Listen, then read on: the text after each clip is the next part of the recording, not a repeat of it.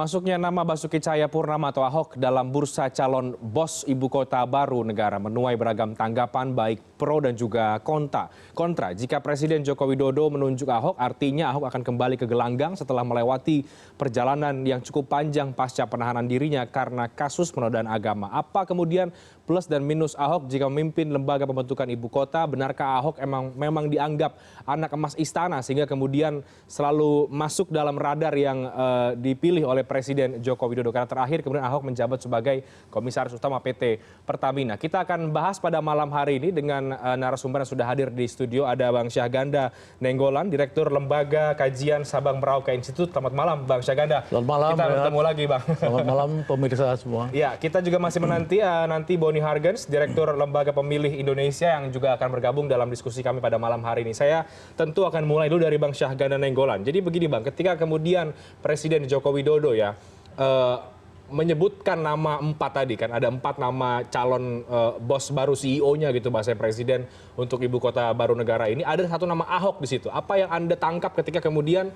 Presiden mengeker nama Ahok untuk menjadi calon pemimpin lembaga membentuk ibu kota? Apakah karena memang track record-nya begitu memimpin ibu kota di Jakarta atau ada faktor-faktor yang lain sebetulnya? Ya, kalau saya melihat dari kasus lamanya Ahok dengan Jokowi ya, itu kan Ahok dikorbankan oleh Jokowi. Ya, ketika Ahok itu berhadapan dengan sokol umat Islam ya dulu di Jakarta ya, dan memanas. Menurut saya kan Jokowi harusnya masih bisa memproteksi Ahok untuk tidak masuk penjara. Oke. Tapi kan akhirnya kan dia masuk penjara. Jadi memang menurut saya kalau ini Ahok ini memang untuk dijadikan korban kembali. Ya, jadi bukan untuk promosi ya seperti gembar-gembor dari berbagai pihak, ada lembaga survei juga apa segala. Karena apa? Karena situasinya ini sekarang adalah situasi ini bicara pembangunan ibu kota ini bicara falasi. Falasi artinya bicara sesuatu yang nggak masuk akal. Oh, kenapa kemudian Anda membaca bahwa justru dengan dijadikan calon pemimpin ibu kota yang baru, badan otorita ibu kota ini justru dikorbankan kembali? Apa dasarnya Bang Syahganda? Ya karena kan gini, kalau menurut saya kan ini semua rejim ketika dia mulai tidak populer, itu mulai mencari dramaturgi. Dramaturgi itu artinya membuat kisah-kisah yang berbau mimpi ya untuk rakyat masih bisa tetap mempunyai harapan. Di zaman SBY misalkan ya, ketika dia tidak mulai populer, dia mulai bicara tentang Gunung Padang. Bahwa kita punya harta karun di Gunung Padang. Ya kan, habis-habisan dikorbankanlah di situ namanya Andi Arief.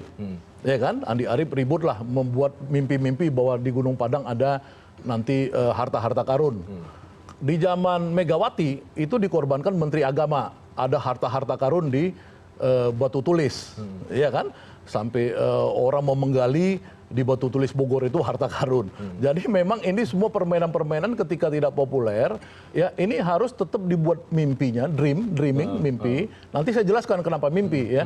Dan dia harus dicari orang yang tepat, yang dia mau mengambil risiko. Karena orang-orang nama lain seperti Brojonegoro ini nggak main-main. Dia dari mulai kakeknya itu, dari bapaknya, itu orang penting di Indonesia. Yang menandatangani sign deal dengan Freeport itu Brojonegoro, keluarganya. Yang lain juga orang-orang yang punya nama ya, artinya yang nggak mau ngambil risiko-risiko politik seperti Ahok. Jadi Ahok ini kelihatan mau dikorbankan oleh Jokowi. Jadi ibu kota baru ini menurut Anda sebuah mimpi saja begitu? Mimpi itu kemudian diwujudkan lewat sosok seorang Ahok menurut Anda? Ya, karena gini, sejarah ibu kota baru ini kan sebenarnya dulu di-create oleh Andri Nob dan Dr.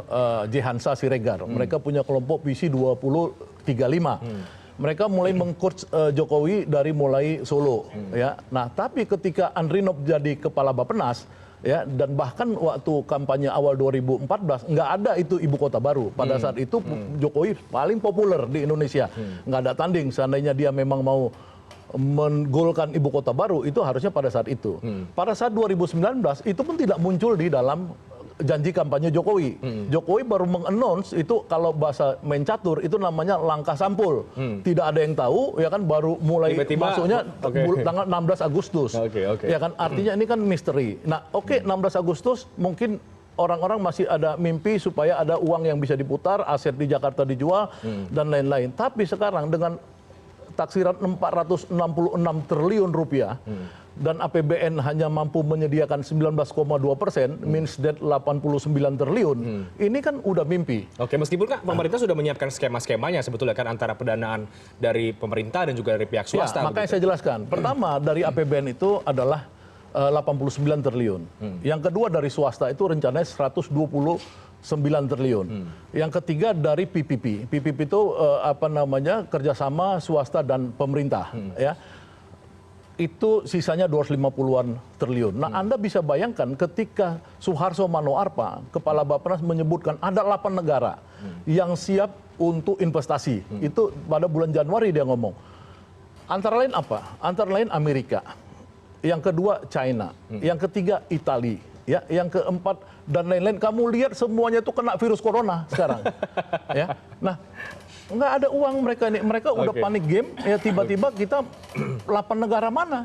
Jadi nggak ada. Jadi, nah, uang kita sendiri sekarang defisit terus. Ya, perolehan pajak kita pada bulan ini sekarang kuartal menuju Januari aja ini udah kurang.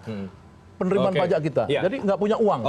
Jadi menurut Anda justru ketika Jokowi memilih Ahok atau menyebutkan nama Ahok untuk sebagai pemimpin Badan Otorita Ibu Kota ini bukan suatu bentuk promosi, tapi justru mengorbankan Pak Basuki kembali lagi begitu. Tapi secara kualitas seorang Ahok menurut Anda layak tidak untuk menjadi seorang CEO Ibu Kota Baru Negara? Tapi dijawabnya nanti ya Bang Syagana. Nanti kami akan juga bergabung dengan Bang Boni Hargen. Usai jeda berikut kami akan segera kembali sesaat lagi.